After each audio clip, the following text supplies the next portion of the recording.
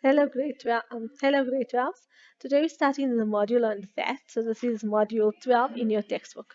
Please remember that this textbook is old, so we'll be changing all the percentages in the textbook from 14% to 15%. Uh, Pages 473 to 476 in your textbook are very important for you to read through, as there are many important definitions and concepts for you to learn and understand and apply. Um, we're starting with task 12.1, which is a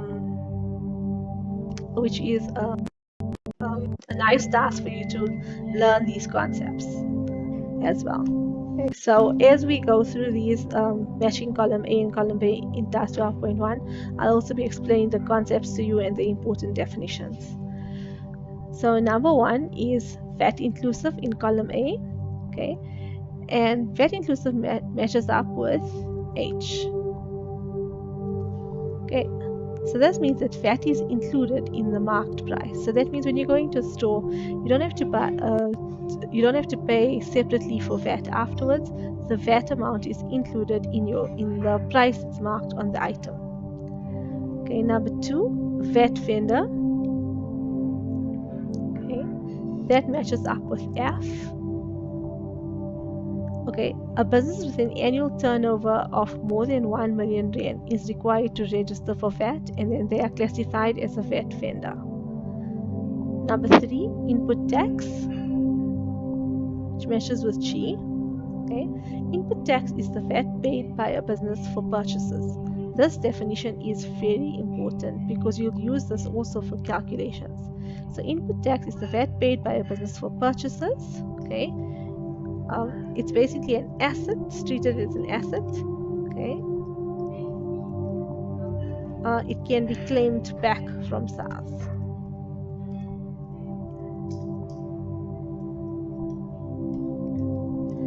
Okay, then a VAT invoice, number four.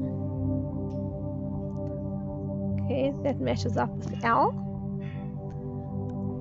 Okay, it's a document issued by a registered VAT vendor as a proof of sale. Okay, so this is a VAT invoice. It must contain the VAT registration number of the business, their name and everything. It's a very formal document. It shows the amounts excluding VAT. It shows the total VAT portion included on the invoice, etc. Okay, then VAT exclusive. Okay, so here VAT is excluded in the mark price.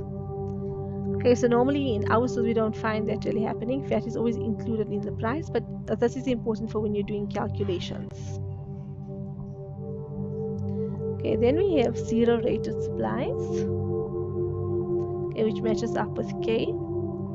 Okay, so these are items which are charged at 0% VAT. I would like you to refer to your textbook on page 475 at the top, zero rated items. And you'll notice it says certain items are zero rated, the aim being to prevent hardship to indigent consumers. So this is basically to assist the poorer members of our community. Examples of zero rated items are brown bread, milk, maize products, rice, lentils, dried beans, legumes, fruit, vegetables, milk powders, cooking oil, eggs, canned pilchards, and paraffin. The Minister of Finance can adjust the percentage at any time. So when you're learning about the definition for zero rated items, it's also important to just make a note of a few examples. Okay.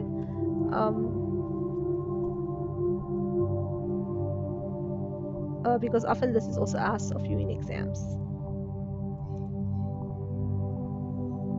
Okay, and the last sentence which says that the Minister of Finance can adjust the percentage at any time. Okay, that means that the minister can either add items to this list, remove items from this list, etc. Okay, so in the past, white bread also used to be zero rated, and then after that, that was changed. So they started charging VAT on white bread, but no VAT on brown bread.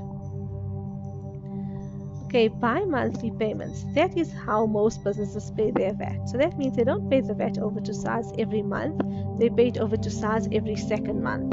So basically, if say for example January and February, they would then pay it for January and February. At the end of February, they would do their calculations and make the payment within 7 days. So early in March. Then they would do that for March and April. They would do the calculations and make the payment in the first week of the month of May. Okay. So that matches up with J. Okay, so payments which are made every 2 months. Okay, then invoice basis. Okay, there's some more detailed information about this on page 476 in your textbook. Okay, but E, VAT is payable when the invoice is issued or the closest payment date. Okay, and this is what we normally use here in our examples. Number 9, output tax, a very important definition. Just like input tax, it's very common in exams or in matching or concepts or anything like that. It matches up with A. Okay, so this is charged, the VAT charged by a business on the sale of goods or income earned. Okay, and this is actually like a liability. Okay, and the reason it's a liability is because it is payable to SARS.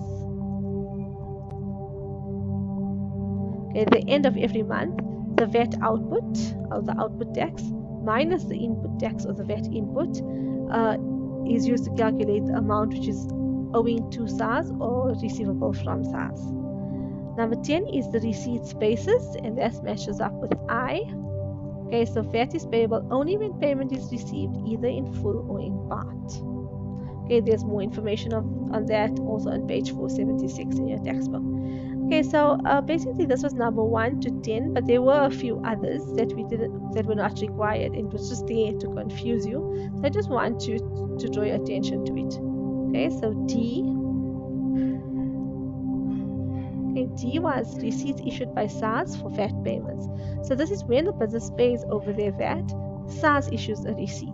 And this is recorded on the VAT 201 form, which we'll be doing later in other examples. Okay, then one of the others we had is payments which are made twice in a month. That was B's answer.